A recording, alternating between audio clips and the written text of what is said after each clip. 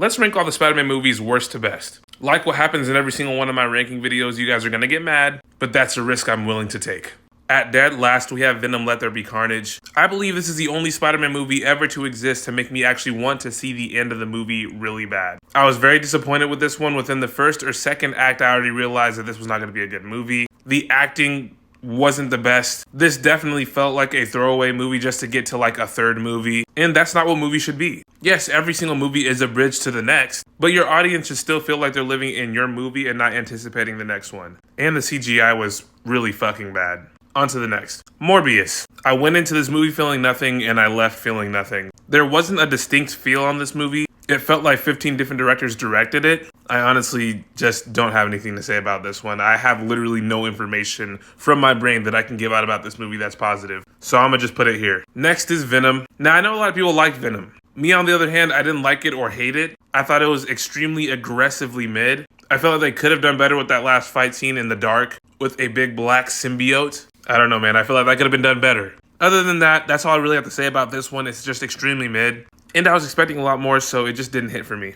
Next is going to be Far From Home. This movie, like I've always said, felt soulless to me. It was just a big CGI fest of like explosions and Michael Bay shit going on. The substance for this movie was not really there for me. Of course, they tried little cheap shots like, well, maybe if you were a better Spider-Man, Tony would still be alive. But like, come on now. Like, it definitely had shock value in it, but what do you expect from a, Marvel movie? An MCU movie. Shock value is like one of the more important things now in MCU movies than just good storytelling. Either way, Spider-Man Far From Home has to be my least favorite Spider-Man movie where Spider-Man actually appears in it, because it felt like my brain just kind of turned off when I was watching this movie. It didn't feel like I was actually following anything. There was nothing important for me to like follow. I don't know. That's how I feel about Far From Home. The Amazing Spider-Man 1.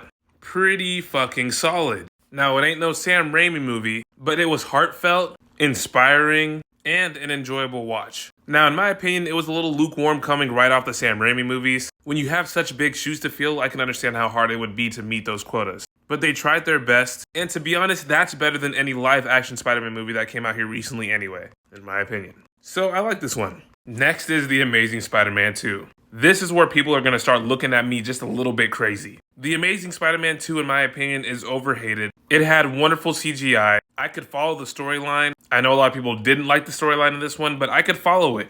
Gwen dies, which is a big risk I don't think any other movie really would have taken, especially this early into the game. He was only on his second movie and Gwen dies. It made me feel like, damn, there's actually a movie with some risk in it. I'm actually scared for these main characters now. It has me invested. The fight scenes were immaculate in my opinion. Now I understand why everyone didn't like this one. I personally did. I loved the movie. I loved it. When I walked out of the theater, I was feeling good. On to the next. Spider-Man 3. Again, people are not going to like my decision on how high this one is compared to all the other ones. I never thought that Spider-Man 3 was bad. It was just the worst out of Sam Raimi's trilogy. Yes, it had its issues. Toby Danson was a no-go for a lot of people. But the quality of this movie, in my opinion, is better than a lot of Spider-Man movies, live action, that's come out here recently. Or just literally anything after The Amazing Spider-Man. I feel like the quality of the Spider-Man movies kind of went down a little bit.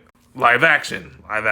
This movie is goated in my opinion. I know a lot of people don't like it. I don't care. This is a good movie to me. The next movie is Spider-Man Homecoming. This movie is fucking amazing to me. This is a feel-good movie to me. This is one of those movies where you just got back from the gym, you got back from a long-ass day at work, and you just want to sit down, pop open a can of ice cream, and just watch this movie. It's very comfy. It's just, warm. This movie reminded me of when the MCU was at its best and it had good things to offer in the future. Some might even say peak MCU.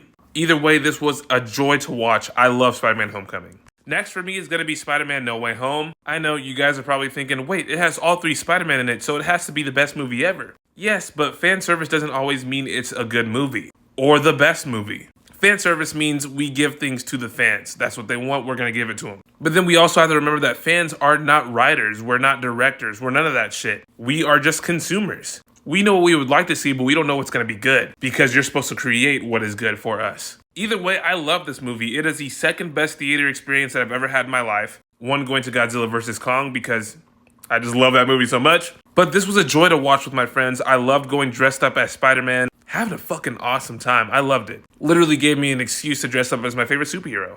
Now, there are some bad things about this movie too. It felt like Tobey was just acting like Tobey Maguire pretending to be Spider-Man instead of Spider-Man or Peter Parker himself like he was in the original movies. He felt like a whole different person. I know he aged, but he still felt like a whole different person. Andrew Garfield did change, but he changed for the better, so I'm not really going to complain about that one too much. The CGI in some parts were undoubtedly horrible though. I don't care what anybody says. This movie was released unfinished, but it didn't matter because it was going to make Marvel a shit ton of money regardless, and they knew that. But yeah, that's all I got to say for Spider-Man No Way Home. I love the fucking movie. It was an amazing experience. Next, we got Spider-Man 1. God, were these a time where movies just didn't cross over and they were focused on the movie that was there? They were present, where they give you what you need, not just what you want, but what you fucking need. That was Spider-Man 1. I would say the best introduction to Spider-Man on the big screen. Of course, this movie is dated for some people, but for me, it stands the test of time. This movie is nothing less than amazing. Next is going to be Spider-Man Into the Spider-Verse. This movie, oh my god, bro. Like, this movie has brought me to tears. And I know for a lot of people are like, well, that's a bit dramatic. But not for me. You see, I relate with Miles. For me, it felt good to see a black Spider-Man, just a black hero, especially at the time that this came out. When this movie released, I was going through a lot of things internally. And this movie just answered a lot of those questions for me. In the weird, niche way. This movie was just a godsend for me. I can't even say in words how much I love this fucking movie. It's amazing. The art style, the animation is on point. It reminds me of my nephew and how he can literally be whoever he wants in the future. I love this movie. It's amazing. Next is This Golden Gem. By far my favorite live-action Spider-Man movie of all time. Just when you thought the Sam Raimi movies couldn't get better, he slaps this golden motherfucking movie on the table. This is what it means to be Spider-Man. You're human. You're gonna have issues. Everyone needs help time to time. Perfect soundtrack. Perfect fight scenes. Matter of fact, maybe even the best Spider-Man fight scene we've ever got. Perfect suit design. Perfect cinematography. Perfect acting. I can go on for days and days and days about how wonderful this movie is, but we just don't have that type of time. This movie is nothing less than great. Now to go to my number one pick of all time. Across the Spider-Verse. This is a first for me because I never usually choose the newest movie to come out to be the best because it takes time for it to really set in where you can place it. This may change later, but right now, this is my favorite Spider-Man movie of all time. It's just way too good in a lot of different areas, and it is a feel-good movie to watch for me as well. A lot going on, but at the end of the day, a joy to watch. Comment down below and tell me if you agree with my list. What is your favorite Spider-Man movie? If you made it this far, you're a G. Love you guys. See you later.